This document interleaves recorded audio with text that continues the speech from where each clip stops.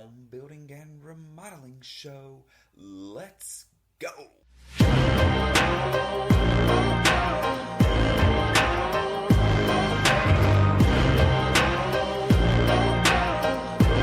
Welcome everybody to the home building and remodeling show. My name is Chris Kerby and I'll be your host. I am the owner of 3 construction companies on the Alabama Gulf Coast. The show is about residential construction. We're going to cover topics of home building and remodeling. Are you thinking of doing a remodel or building a home? Are you a contractor looking to improve your knowledge base or grow your business? Have you ever done a remodel project or built a home? There were so many things you wish you knew or that you could have done differently during the process. Then this show is for you. We break down the process of building and remodeling and how to have the best results during your project.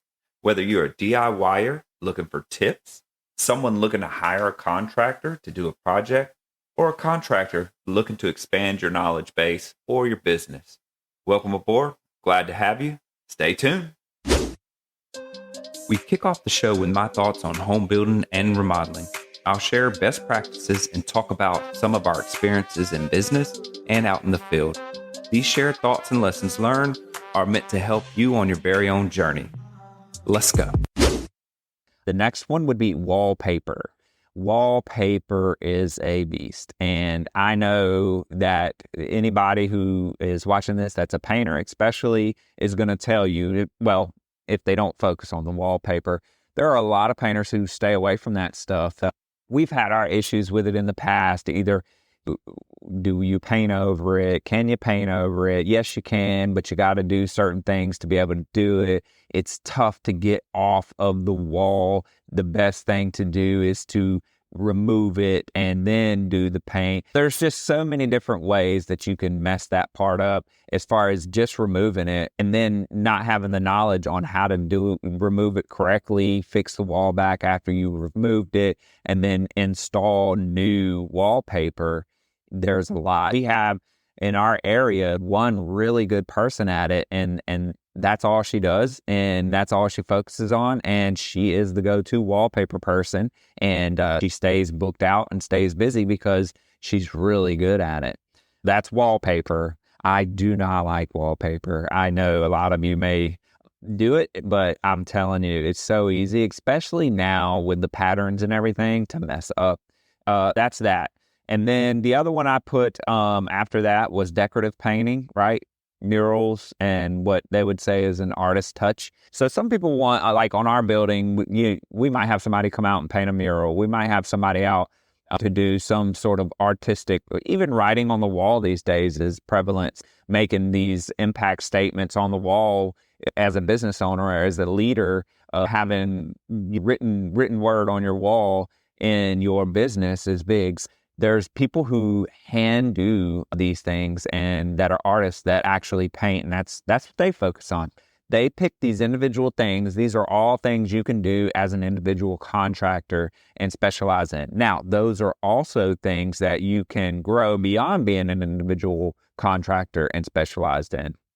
And then, continuing with the niche side, you can also look at just painting residential homes, and you can realistically, there's so many avenues to go down just in residential painting. For instance, around here, we have one of the large production builders that we call them they build these tract homes, and they really need painters who are production painters. They go in, we say blow and go, and that means that they're going to go in at a certain price per square foot, and they're going to knock that thing out and move to the next. Now, those aren't your high-end, high-quality finished homes that take a lot of specialization. Those are, I can paint the walls, ceilings, and get out of there type of homes. Same thing on the exterior. And they are mass-produced, and there are painters who have crews that just do that, and they build their business around that. There's nothing wrong with that. In residential, besides doing the high volume production type of painting, there is the high-end homes, the quality homes, and that is a specific niche because as a painter, you can do one home and make enough money off of that one home as compared to doing 10 of the production style home. It really is about quality, what you use and how you do it. But that's a specific niche too, is staying in these high-end homes, high-end neighborhoods with tons of custom interior trim work, and the expectation and detail is very specific. And those houses, you've got to take your time, do quality work, and those aren't rush jobs. The clients are paying a lot of money for that custom detail and that level of attention. And that's why focusing on the high-end custom homes is I would classify it as its own thing. Not that you can't do both, but it is very hard to build systems and employees and things and be able to accommodate both. That's why I say that. You painters out there may disagree. You may have different reasons why you disagree. So let me hear it. That's fine. That's something that I'm open for discussion on, because it is important to understand the differences in production and quality as far as painting goes. All right. That was all number one. Oh, and I don't want to leave this off, but brick painting, German smear, that is a specialty in itself. And some people I know, again, there's a local guy here. That's all he really does is that whitewash, that German smear, that mortar wash, the lime wash, whatever you want to call it here. We call it German smear, but that gives the house a little bit different detail, and that is a specialty, and there is a process to that. Again, that goes back to being able to know what you're going to get into, how to do it, specialize in it, and become known for it. And you're going to have tons of work, because once you pick that niche, especially a niche that's not popular, that is rare as far as being able to have the talent to do it right, and you become the go-to on that, you are definitely going to be able to grow your business as you become known. Number one was specialize in niches. Number two is invest in high quality tools and supply. I could go on and on about investing in high quality tools and supplies and how that impacts you as a contractor and how that increases your revenue, because tools, it seems like every week they are coming out, these tool manufacturers are coming out with better tools, higher end tools that help produce faster results and with less labor intensive. Things like these sprayers and the different types of paints that you can do on site. You don't have to take every door off. You can do it right there in the kitchen. You just have to mask up properly. But being able to, at first you may not be able to afford some of those higher end tools, but as you grow and as you get money and as you get more work, investing in your tools is critical, because you want to, the output that you can perform with higher end tools is just different. The results are better. I know as far as on the carpentry side, the saws you use matter, and the tools you use matter as it pertains to the results of how that trim carpentry look. It's the same thing with paint. What tools, the quality of tools, the money that you put into taking care of and investing in your tools, that type of stuff will help you. It makes you look more professional when you show up with the proper tools to do the job. They know they're going to take you serious, because they can see that you're investing in your craft, you're investing in your tools, you're investing in your work, and you're investing in your business by getting good tools and upgrading to better tools in the future. So that was number two, invest in quality tools and supplies. Number three, offer comprehensive services. This goes back to, we talked about specializing as an individual contractor. As you grow and you get more people on your team, they may specialize in different areas than you. They may qualify as a painter, right? They know how to paint. They've been doing it for years. But just like anybody else, they hone in on a very specific part of their passion, what they're passionate about. And what they do is that you might be very, very, very good at cabinets, and you may hire somebody who can paint that's very, very, very good at doors or very good at residential painting. Now you got residential painting and you've got cabinets, so you're offering both. And then once you move past that, you may have somebody who knows how to do a little bit of drywall. Now, I wouldn't say go and become a massive drywall company, but patches and repairs are something that a painter can make their way on and gain a little bit of work by doing that. If you're doing the patch, repair, the paint, and then you're doing the cabinets, now you're just continuing to add to your portfolio. And now we move into Shop Talk. It's the portion of the show where I bring in a co-host and we cover trending topics in home building and remodeling. Hope you enjoy. Let's go. When he mentions that, he mentions it with the purpose of letting me know that the homes they were doing were 1, 2, 3, up to $10 million homes. Yeah, they were not spec homes. They, right. You know, and I learned how to do that with some of the best painters in the area, old school painters.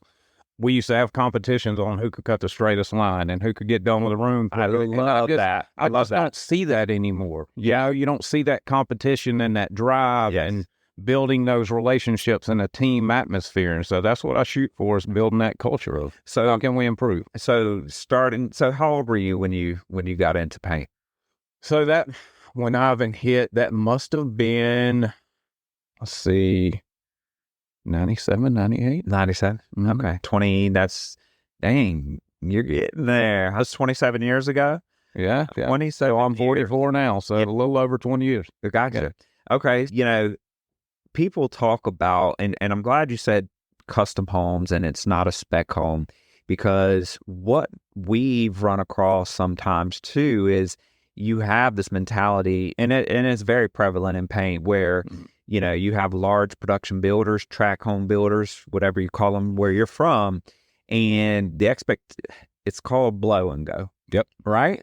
Can you talk to me about... The proper way to say it is production painting. Yeah, okay. You know? Talk to me about a production painting, and nothing wrong with that, because the spec builders, for the budget that they're wanting to build these houses, are paying a lower... every avenue. That's right. Yeah. All right, talk to me about production painters. What is that mindset, and where you differentiate yourself from the production mindset? So a production mindset is coming in and you're getting from start to finish of that job as fast as possible, because you're on a very low budget. Yeah. Very low budget. Your painters are not high quality painters. They're not bad. And that's the first question I ask when I hire somebody that's told me they've been painting for 20 years. My first question is, what have you been painting for 20 years? Yep. Because if you've been painting apartments or you've been painting spec houses, you may not fit into what we do. That's right. Because it's a speed versus quality. That's right. And, you know, I run into it with the people we hire sometimes here.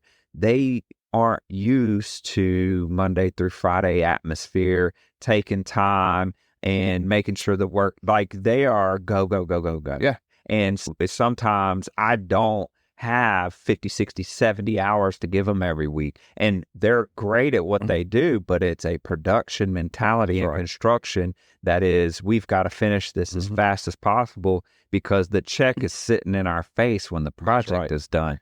And then it's more, right? Because you're like, well, production's the way to go, because, you know, XYZ is building 150 homes. I want 150 homes. Yep. But what they're not realizing is you have to make a sacrifice to do that. That's right. Yep.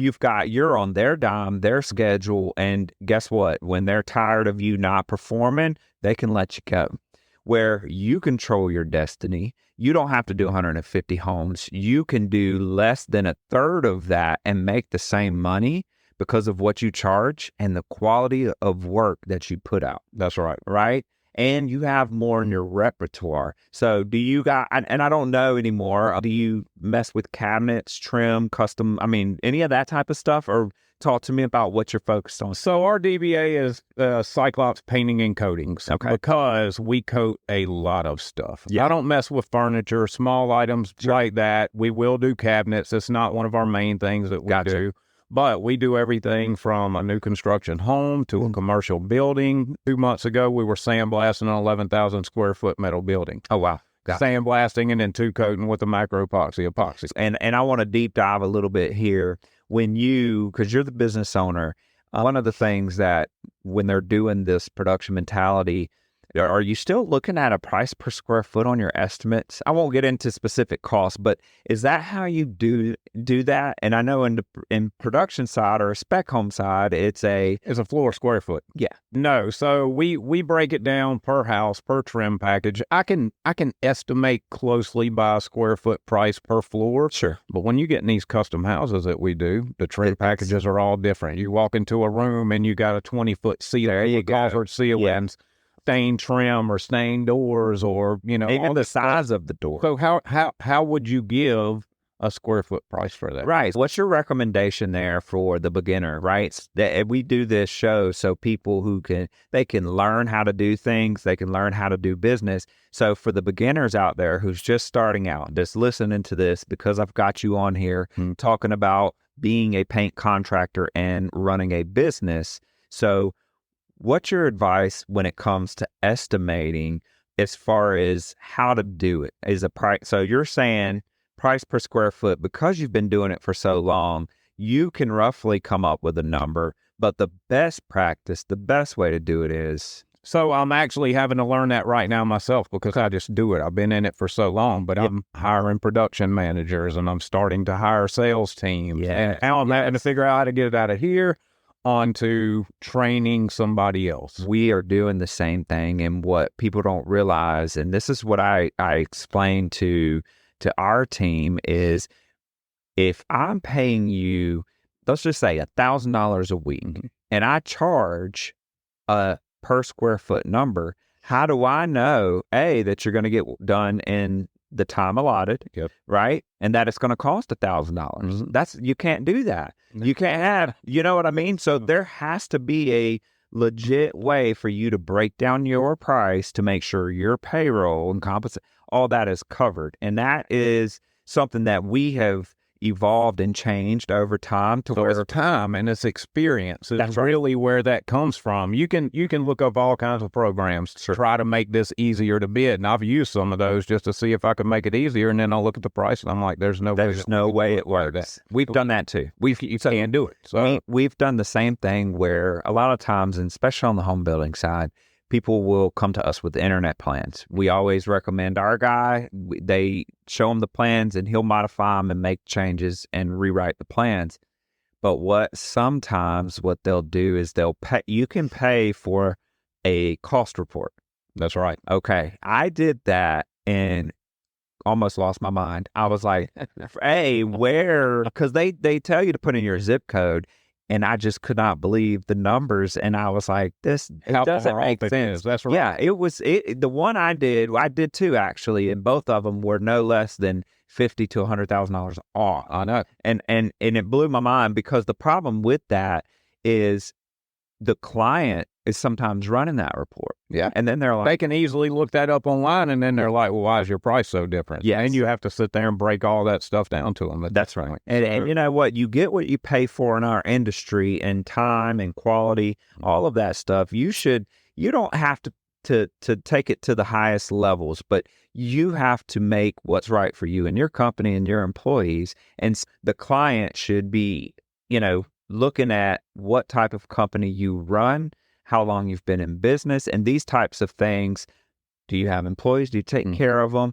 And that's how you have to get paid. Each contractor is different. Some will have a price per square foot, and that'll suffice for them. Yeah. Some will have a breakdown chart. Some will have, it's just different all over the board. There's no blueprint specifically for everybody. That's right. Everybody's business costs different to make it, and everybody's production teams are different than that. So you have to do, if you're out there in the beginning stages, you have to do what's best for you and what you know at first. And then as you grow, that's where it starts to change. Your estimate changes and evolves, and you're like, well, now I've got 2 and 3 people. I can't do it for this cost. So that's where, the difference comes, and you start to learn how to estimate. But then moving from estimating to the prep for painting or a paint job, how do you prepare the client for, especially if you're doing interior and it's a larger job, you're going to be there for a while.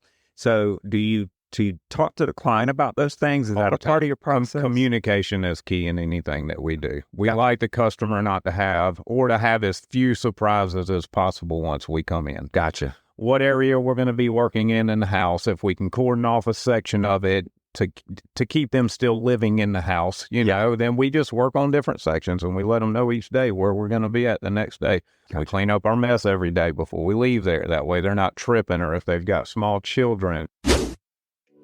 Now we're going to move into the portion of the show where we talk interior design.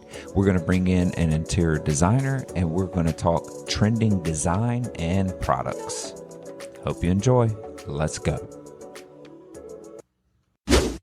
But how can we talk to the client and them not hold us liable? Because that's what's happening, right? Right. That's what the painter said. So I would encourage in that situation for, even with the ones that we've done paint consults with, that they need to, you can Google those images, you can see those colors. Google the images, you can see them. Instagram is a great way to do that. I'm not as familiar with Facebook, but you can hashtag that paint color and it show you all those images. And we've tagged, you've done some stuff where we've tagged Sherwin-Williams and different colors that they're using, but where do you get that information from? As a designer, you continually tell me what's not trending and what is.